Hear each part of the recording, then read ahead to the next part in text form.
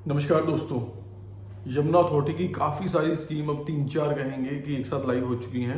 RPS 08 जो सबसे bumper scheme है इनकी ड्रॉ वाली, वो तो चल ही रही थी। उसके साथ साथ पिछले 2-3 दिनों में इन्होंने 2-3 स्कीमें और लाइव कर दी हैं। जो आज का हम वीडियो बना रहे हैं ये तो खैर कॉर्पोरेट ऑफिस से जो आए हैं, ये के प्लॉट आए हैं उनके ऊपर है। इसके अलावा बैंक्वेट हॉल, मैरिज हॉल जो होते हैं, इनकी स्कीम लाइव हो गई है।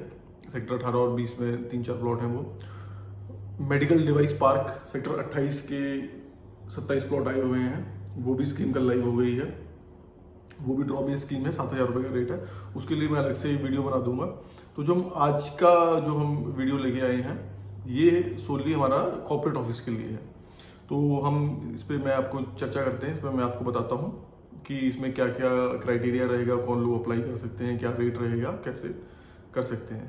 और एक चीज़ और, हम फॉर्म भरवाते हैं RPS 08 का भी और कॉर्पोरेट ऑफिस का भी। जिसको हमारी हेल्प चाहिए तो वो मैं अपना ईमेल आईडी और फ़ोन नंबर कमेंट सेक्शन में डाल दूँगा। आप वहाँ से हमें कांटेक्ट कर सकते हैं और इसको आगे फर्दर हम टेकअप कर सकते हैं। ठीक है, तो हम स्टार्ट करते हैं। ये जो कॉर्पोरेट ऑफिस है, कॉर्पोरेट ऑफिस जो जैसे IT वाले होते हैं, जैसे गुड़गांव पूरा भरा हुआ है, कॉर्पोरेट ऑफिस ही है सारे, IT स्पेस ही है सारा। तो वो प्लॉट आए हैं, 1,000 मीटर के हैं सारे प्लॉट। और सारे जो जो जितने भी प्लॉट हैं ये सिर्फ एक ही सेक्टर में है, 22E में। और सबसे पहले मैं बता दूं ये ई ऑप्शन वाली स्कीम है, ऑप्शन बेस्ड स्कीम है। 25,000 रुपये इसका रिजर्व प्राइस रखा गया है। तो इसकी बात कर लेते हैं। 11 तारीख को ये डेट जो ये स्कीम है ये ओपन हुई है 11th को, और 9/8 को ये खत्म हो जाएगी। और जो इसकी ई ऑप्शन की डेट है 9/8 को फॉर्म फिलअप करने की डेट है, एंड डेट है। ई ऑप्शन की जो डेट है इसकी 6/9 को है।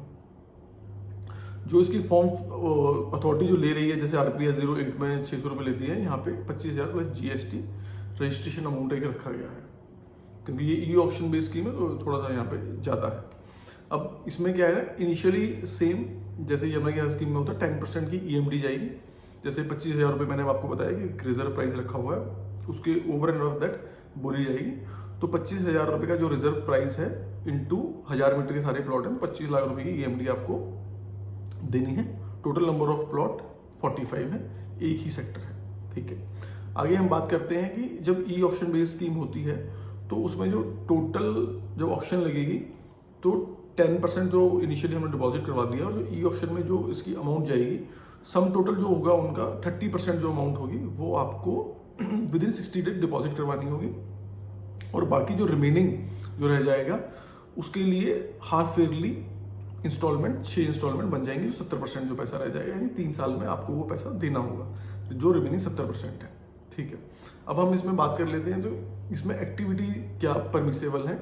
और इसमें 2 तरह की ये चीज़ें होती हैं। एक कोर एक्टिविटी होती है प्राइमरी, और दूसरा होता है सेकेंडरी, मतलब उसकी इंसिलरी जो एक्टिविटी है, सपोर्ट एक्टिविटी में आप क्या कर सकते हो।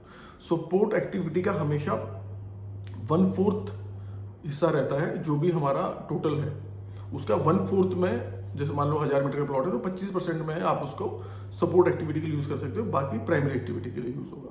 तो हम सबसे पहले प्राइमरी एक्टिविटी की बात करते हैं। प्राइमरी एक्टिविटी में corporate office, head office, seminar halls, auditorium, ये सब हम प्राइमरी एक्टिविटी में आ रहे हैं। और इसके अलावा जो सपोर्ट एक्टिविटी है इसमें auditorium, stationery, book shop, library, multi level car parking, कोई स्पोर्ट एक्टिविटी, क्रच वगैरह।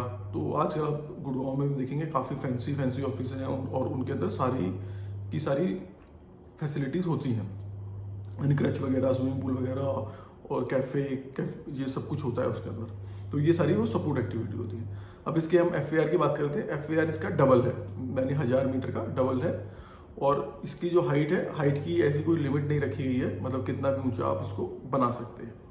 और 3 साल में एक बार जब आपकी लीज डीड हो जाएगी तो लीज डीड के 3 साल के बाद आप इसको एक बार पूरा एग्जीक्यूट कर सकते हैं। कंस्ट्रक्शन के लिए आपको 3 साल का टाइम मिलेगा। और जो बाकी इंस्टॉलमेंट में, जैसे मैंने पहले बताया कि उसमें भी आपको 70% देने के लिए 3 साल का टाइम मिलेगा। अब इसमें एक और क्राइटेरिया कि कौन कौन इसको भर सकता है। जो भी कंपनी एटलीस्ट 3-4 साल पुरानी होनी चाहिए, क्योंकि उसके 3 साल के बैलेंस शीट, ITR, PNL सब कुछ मांगा जाता है। इसमें 2-3 क्राइटेरिया है। आपका नेटवर्थ, डायरेक्टर की नेटवर्थ 1 करोड़ रुपए होनी चाहिए। उसके बाद सॉल्वेंसी बैंक देता है। बैंक वो मिनिमम नॉमिनल ही है 75 लाख रुपए है। और इसके बाद जो आपका टर्नओवर है वो 5 करोड़ होना चाहिए। 5 करोड़ जो प्रीसीडिंग 3 फाइनेंशियल ईयर्स का ऑडिटेड होना चाहिए, सीए सर्टिफाइड होना चाहिए, उसका जो एवरेज है वो 5 करोड़ होना चाहिए। तो आप इसमें अप्लाई कर सकते हैं। ठीक हो, आपको ये समझ आया होगा। और कोई भी अगर आपका क्वेश्चन हो तो आप अपना कमेंट सेक्शन में डाल सकते हैं, मैं उसका आंसर देने की कोशिश करूँ। धन्यवाद।